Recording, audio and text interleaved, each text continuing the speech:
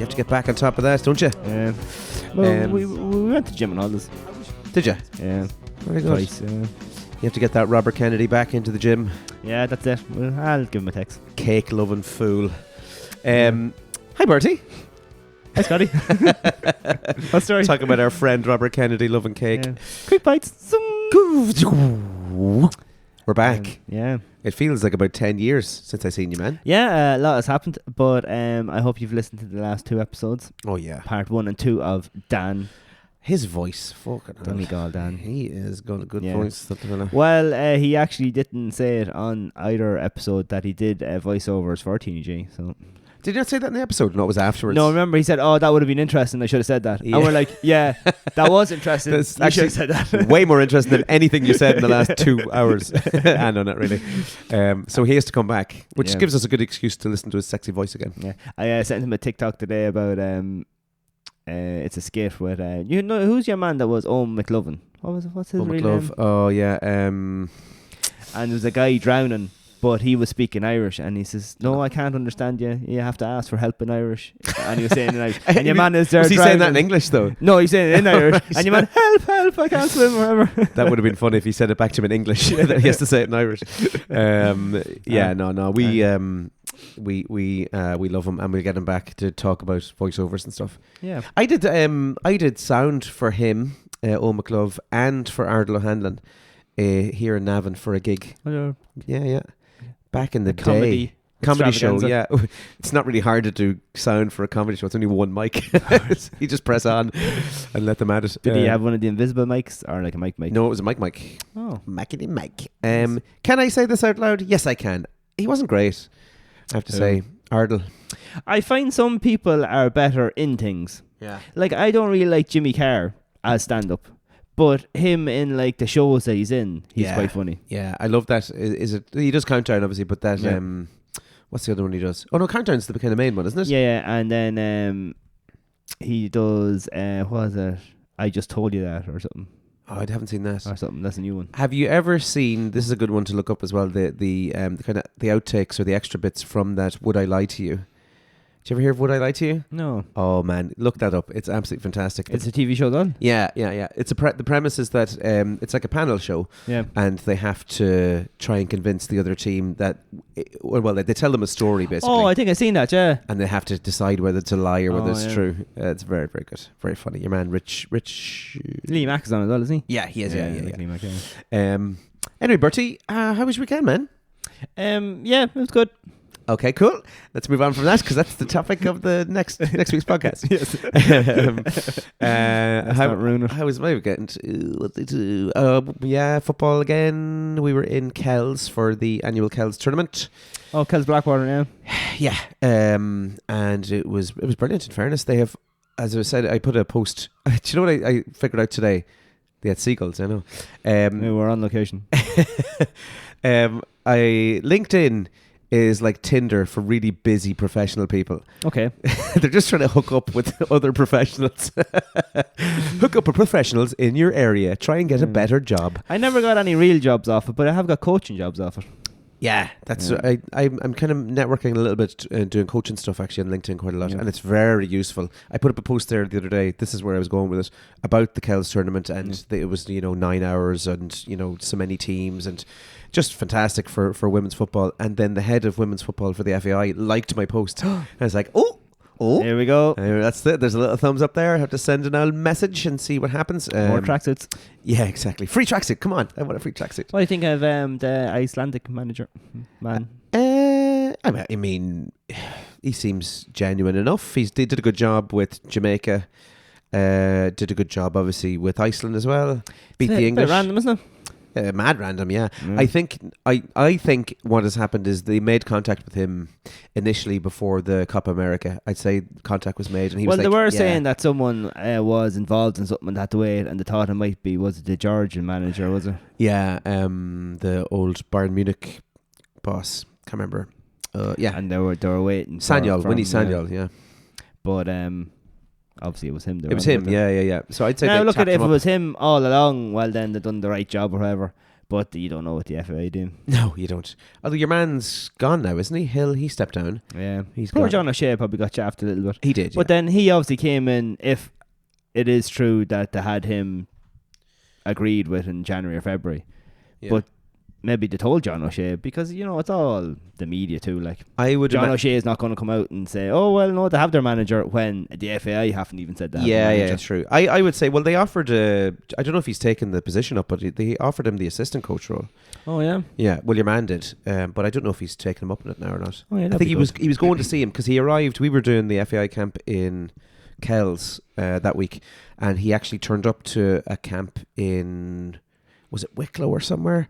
Wherever John O'Shea is from, anyway. Waterford, that's where it was. So he was down in Waterford, and he went to the first day of the FAI camp there with all the kids, and you could see him coaching some of the kids and stuff, which was quite cool of him. But the rumour was that he was down visiting John O'Shea and having a chat with him about trying to give him the assistant coach that'd role. be good.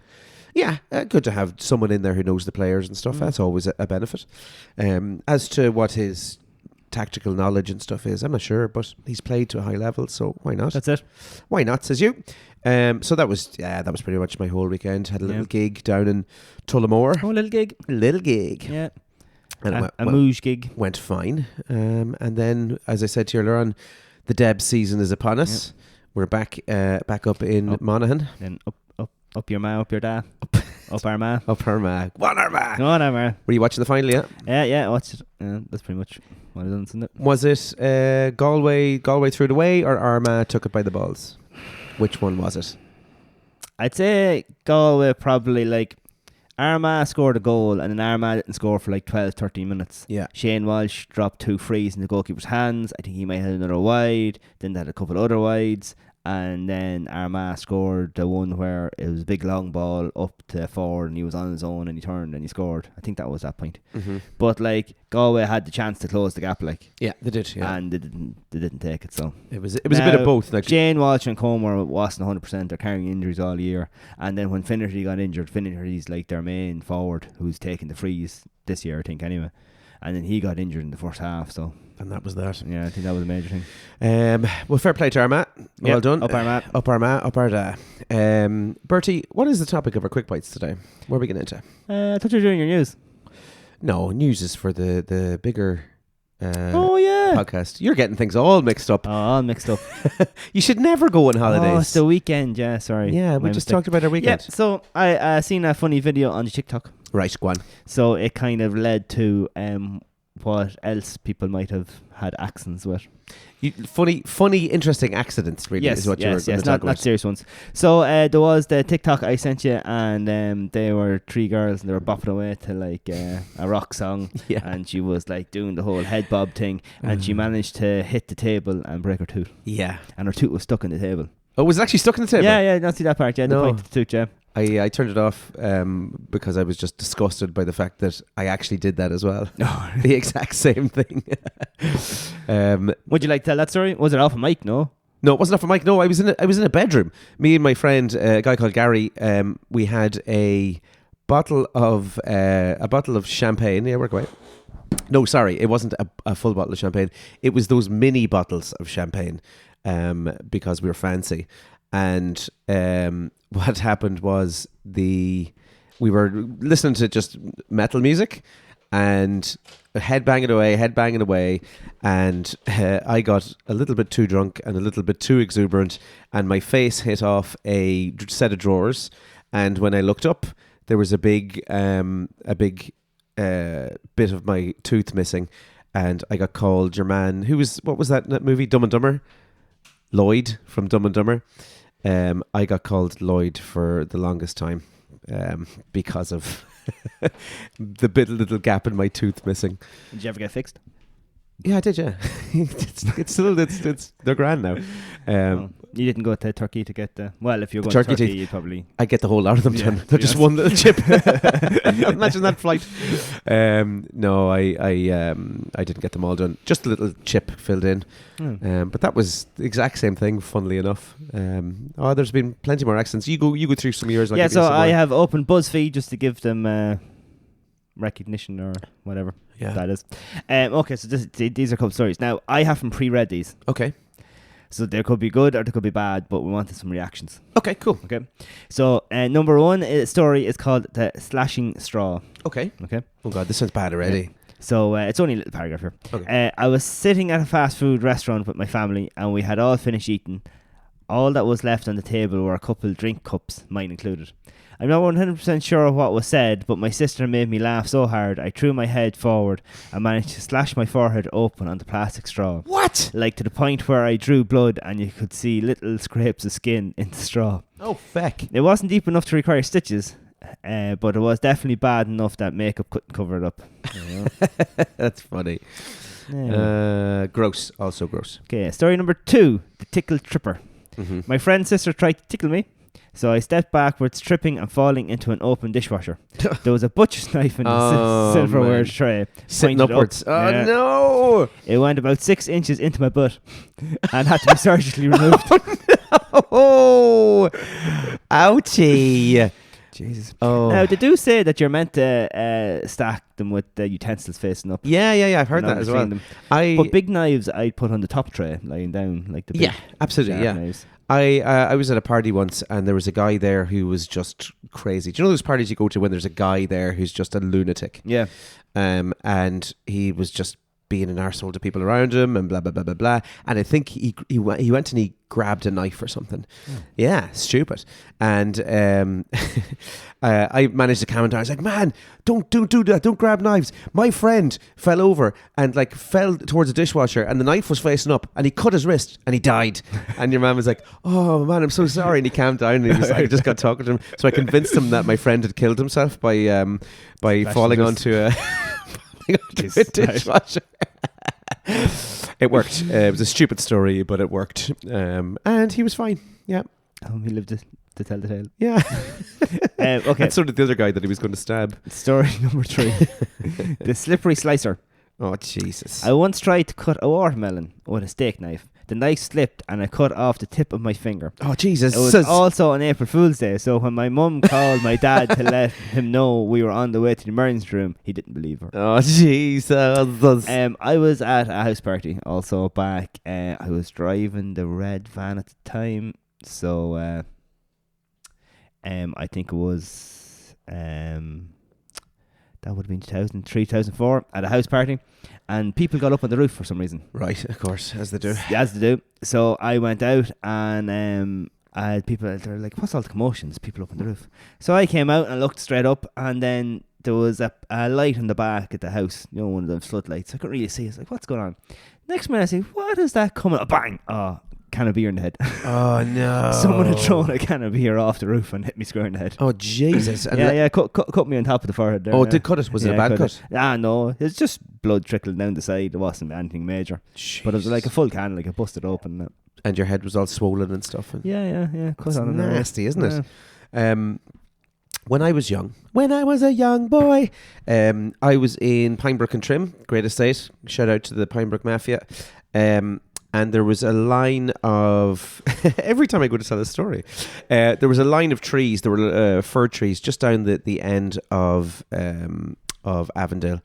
And they topped them, right? So they cut the whole top off them. I think about 4 foot down or whatever. And we thought it'd be a great idea to go running around on top of these trees. So we're going to walk from one tree to the next tree to the next tree to the next tree. And then I decided, is it working for you there? Yeah. So I decided that it'd be a great idea. I think I was called in or something, or someone called me. I thought it would be a good idea. Instead of like going back to the end because it was really far away, I decided that it'd be a good idea to jump from the top of the tree. Now, it was only about 6 foot high. So jump from the top of the tree and then just land on the ground and then I could run home. But as I went to jump, my feet got caught in the branches below. Oof. And I then fell face first. And for some reason, my hands didn't go first. My face went first into tarmac from 6 feet up. I smashed like every one of my teeth pretty much. They're your baby teeth? They were my baby teeth, yeah. Thank Jesus. But all of them, blood everywhere, lip opened up, like just really, really bad. And I chipped a tooth. And part of my tooth ended up in my lip. just whatever way it went, one of the teeth went through my lip, and part of it kind of snapped off. Jeez, you had a lot of accidents. And it's still in. I've got another one to tell you. It's like it's still in my lip. So a little fragment of my tooth. It's only a minuscule little thing. Yeah, it's still in your lip. There's a little bump in my lip there. Oh yeah, just right there. Still in my lip. Why could it not get it out? To this day, they decided that it'd be if they went and opened it up again, that it would cause too much of a scar, and like it's not doing any harm. So just left it. That was it. Not mad. Story number 4. Sorry, go on. The lacerating lizard. Oh God, this is terrible. I lived in Okinawa, Japan, cool. for 5 years. That's deadly. Where geckos Yeah. run rampant, and I'm terribly terrified of them. Terribly terrified of them. Mm-hmm. I was cleaning my kitchen and just so happened to pick up a brand new knife. There seems to be a lot of knives in these stories. There's a gecko. In my right hand when a gecko ran up my left arm. I, forgetting about this brand new fresh knife in my hand, tried to whack it off my arm and end up lacerating my left forearm. The skin pulled back about 6 inches and the cut was about 1.5 inches deep. 26 stitches later, I've regained all feeling in my arm. Yeah. Like you can really do some damage there, like really bad. I know someone who is not good with knives, and she was cutting stuff and just in her stuff. Oh, it was a watermelon, cutting through the watermelon and went into her finger, baby finger, no. And little cut. Well, not a little cut, a big cut there, but severed something, a tendon obviously or something, and went and got it stitched. And then there was like lack of feeling in the finger. Went back. I went to a different hospital and they were like, oh, that's not properly done. So they had to open it up again. Oof. Yeah. Reattach the fibers and then re-sew it again. And then she started getting like the tingling and sensation back in her finger. But like just from cutting the watermelon, like knives. I hate knives. Well, I was opening a cheese knife. Madness. One time. And, sorry. You're opening a cheese knife. Yeah, so it came in, these packs like that. It was like the plastic suction packed or whatever. I fucking hate those. And, they're sharp as hell as well. Some days you can see. So I don't know if you can see the mark just there. Look. Oh yeah. So I was holding the knife like this, the packet. Yeah. And whatever way I pushed it through, obviously the blade was facing this way. And I just went, now it's only whatever an inch long, but it just straight through. Yeah, which lucky that whatever angle I was doing it like went up and into it. Right, not not like down and yeah, into it. Yeah. You could do some real damage. Yeah. Do you see this guy here? This one. Yeah. So I've got little L, as you can see there, or a kind of an upside down L in my finger. When we went to Germany in second year, I think in secondary school, I was good friends with Stephen O'Brien. You know Stephen O'Brien from Trim? Sob. He's in Australia now, I think, isn't he? Oh, he could be. Last I heard he was out in Australia. But we were on a bus and I had just bought this comb, right? So a little comb for brushing your hair because back then I had hair. Yes, luscious black long hair. Oh, it was gorgeous. Like a Greek god. With no holes anywhere and it was full hair. And now I've got none. But the comb, it looked like a knife. Right, so it was like there's a little button and you press the button and it looked like it was going to be a flick knife, but it's actually a comb came out. But on the end of it had these little twirls either side of it, just part of the decoration. And so I was messing around with it and like brushing my hair or whatever, and I flicking it. And then Stephen saw it and he was like, "Oh, give us a look at that!" And he grabbed it. And as he grabbed it, the little ornamental flicky thing went right into my finger and he was still pulling it. I was like, it's in my finger, and he pulled and it opened a big chunk out of my finger and I was really scared that I was going to get in trouble and that he was going to get in trouble. So and you hid it. I did, yeah. I just got a tissue and I wrapped it around it and I just kept it on it for like the whole day. Didn't let anyone see my finger apart from Stephen, of course. And teachers didn't know, and by the time we got home from the trip it had kind of sealed itself up. But for the week we were there, like my finger was in agony. Probably should have gone and got it stitched, but it was left with that scar. Probably needed stitches, didn't it? It did. Look at it. It's huge. It's a big chunk taken out of my finger and a big flap. Like you could see into my finger. Yeah. It was really bad. But I just covered it up and went about it. And I've got that cool scar and a cool story as well. Oh, to boot. I caught my finger in the bumper. Oh, what happened to your finger, man? It was one of the old cars that Dad had, and like a metal bumper, and there was a bit sticking out, and I ran my hand along it, and it just caught and just down there. It's so nasty, isn't it? Do you know actually scars are funny, right? See this scar here, right? Yeah, that was nothing major at all, but it was a huge scar. didn't need stitches, didn't bleed. I caught it in barbed wire. Yeah. And it was just a nice nick down there. And that was when I was working in Kilsarn the first year, which would have been 2004, I think, the summer of 2004. And it's still quite easy to see it. Yeah. And it didn't bleed, didn't need stitches, just, I don't know. It just depends, doesn't it, really, on just how it catches your skin. And then, I don't think you can see that one anymore. I used to have a mark there on my knuckle from playing handball. Yeah. And the ball went really close to the wall. And I went to hit it. And knuckle went down the edge of the wall. And on that the prefabs opened you right up. I've a a few of those now, in fairness. So, Bertie, that was interesting as hell. Will we just have one more? Go on. Okay, Go on. The Battered Baker. I just like the name of that. So. Jesus. Oh, no. I work in a bakery and once almost dropped my oven mitts. In an attempt to catch them with both hands, I managed to bend a nail, partially ripping the skin underneath and punching myself in the balls. And everybody saw me do it. Oh, my God. All at once. Yeah, there you go. I thought that was going to be better with the Battered Baker. You know, honestly, what I thought was going to happen was that his hands were covered in batter and he put them in a deep fat fryer and they battered his hands. But yeah. Yeah, that would have been funny. Yeah, it would have been really funny. Right, Bertie. Quick bites? Don't mess with fryers. Quick bites. Quick bites.